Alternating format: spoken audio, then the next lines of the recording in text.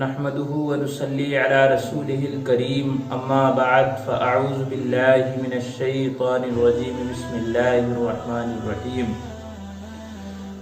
سامعین حضرات، کل ہم بات کر رہے تھے روزے دار کے مرتبے پر، آئیے اسی پر آگے گفتگو کرتے ہیں، لیکن اس سے پہلے آپ سے درخواست ہے کہ آپ میرے چینل کو سبسکرائب کریں اور بیل آئیکن کو پریس ضرور کریں۔ چلیے شروع کرتے ہیں۔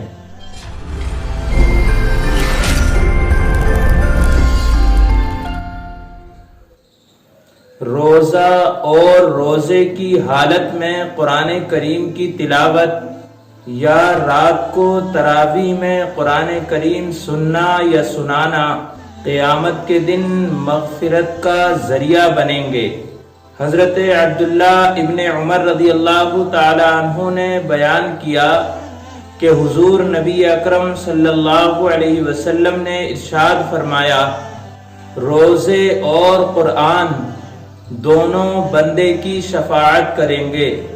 روزہ کہے گا، اے میرے رب، میں نے اس کو دن میں کھانے اور نفسانی خواہشات کو پورا کرنے سے روکا تھا، تو اس کے بارے میں میری شفاعت قبول کر۔ اور قرآن کہے گا کہ میں نے اس کو رات میں سونے سے روکا تھا، لہذا تو اس لیے میری شفاعت قبول کر۔ پس دونوں کی شفاعت قبول کر لی جائے گی۔ رمضان کا مقدس مہینہ اور اس میں عظیم عبادت بلا شبہ عظیم رحمت ہے۔ دنیا میں مسلمان کی ظاہری و باطنی پاکیزگی اور پرہیزگاری کا ذریعہ، اور آخرت میں خدا کے قرب، گناہوں کی بخشش اور جہنم کی آگ سے آزادی کا ضامن ہے۔ یقیناً اس نعمت سے پورا فائدہ حاصل کرنے والا مسلمان بڑا ہی خوش نصیب، اور اپنے آپ کو اس سے محروم رکھنے والا بڑا ہی بد نصیب ہے۔ حضرت ابو ہریرہ رضی اللہ تعالی عنہ بیان کرتے ہیں کہ حضور علیہ السلام نے ارشاد فرمایا، جو رمضان میں بغیر شرعی اجازت اور بغیر بیماری کے روزہ نہ رکھے، پھر وہ عمر بھر روزے رکھے لیکن رمضان کے روزے کے برابر ثواب نہ پائے گا۔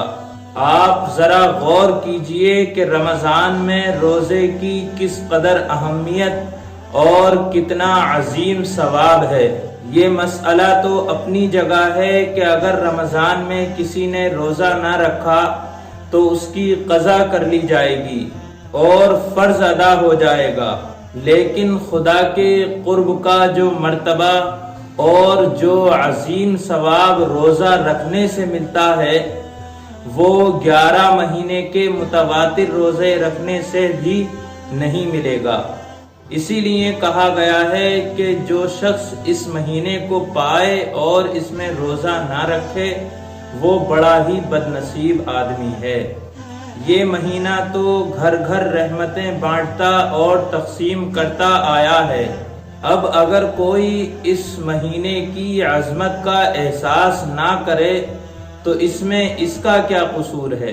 جس طرح انسان کو اپنا بدن صاف رکھنے کے لیے غسل کرنا پڑتا ہے، کپڑوں کو صاف رکھنے کے لیے ان کو دھونا پڑتا ہے، اسی طرح اس مہینے کی برکتوں کو حاصل کرنے کے لیے روزہ رکھنا، تراویح پڑھنا، تقوی اختیار کرنا ضروری ہے۔ جو اتنی تکلیف بھی برداشت نہ کر سکے، اسے رمضان کی رحمتوں سے امید رکھنے کا کیا حق پہنچتا ہے؟ تو اللہ تبارک و تعالی سے دعا ہے، پروردگار عالم تمام مسلمان بھائیوں کو اس مہینے کی عظمت کو پہچاننے کی توفیق عطا فرمائے۔ دوستو، ویڈیو اچھی لگی ہو تو لائک کریں، شیئر کریں اور چینل کو سبسکرائب کریں، بیل آئیکن کو پریس ضرور کریں۔ ملتے ہیں اگلی ویڈیو میں، تب تک کے لیے بخیر۔ السلام علیکم ورحمۃ اللہ وبرکاتہ۔